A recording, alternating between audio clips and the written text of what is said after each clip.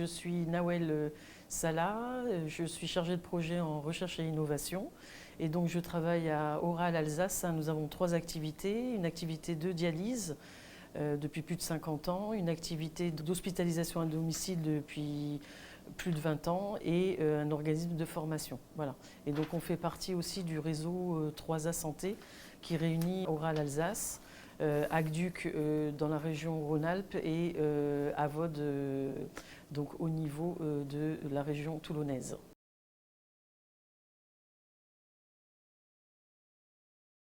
Alors, l'intelligence artificielle aujourd'hui, on en parle partout, hein, donc il y a eu une conférence au niveau de l'État il y a à peu près une quinzaine de jours.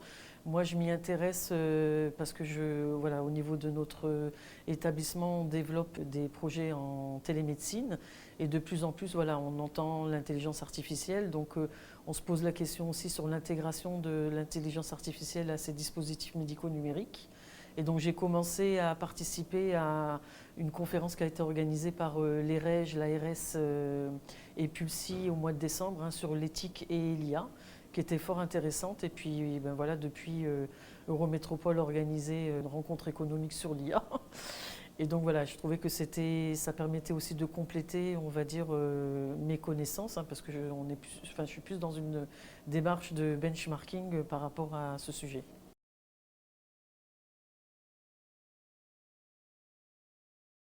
Alors les médecins, oui, hein, dans la mesure où ils utilisent donc un dispositif qui intègre l'intelligence artificielle hein, audio pour réaliser les comptes rendus médicaux.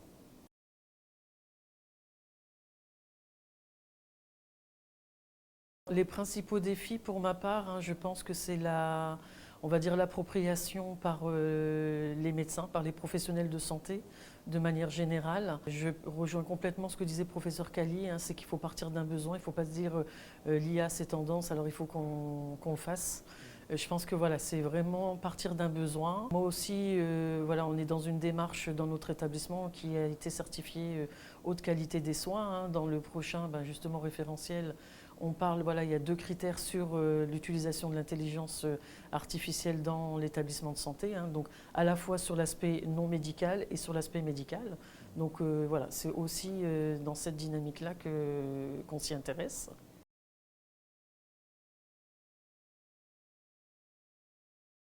Le point clé, c'est l'utilisation, la qualité de la donnée à partir de laquelle on va utiliser l'IA générative. L'aspect gouvernance aussi, parce que je pense que c'est hyper important. Et l'aspect bien évidemment éthique, hein, et puis l'information du patient qui est au cœur, on va dire, de ce parcours qui utilise l'IA.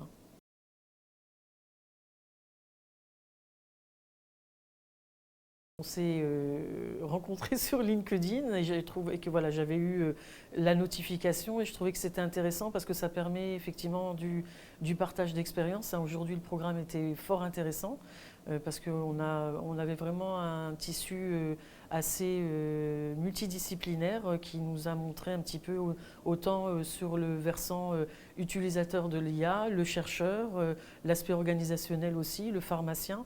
Et donc ben, aussi rencontrer des éditeurs de solutions IA. Et donc effectivement, ce partage d'expérience est hyper important. Et donc faire partie de cette communauté nous permet de pouvoir aussi peut-être faire des connexions pour peut-être des futurs projets. Qui sait.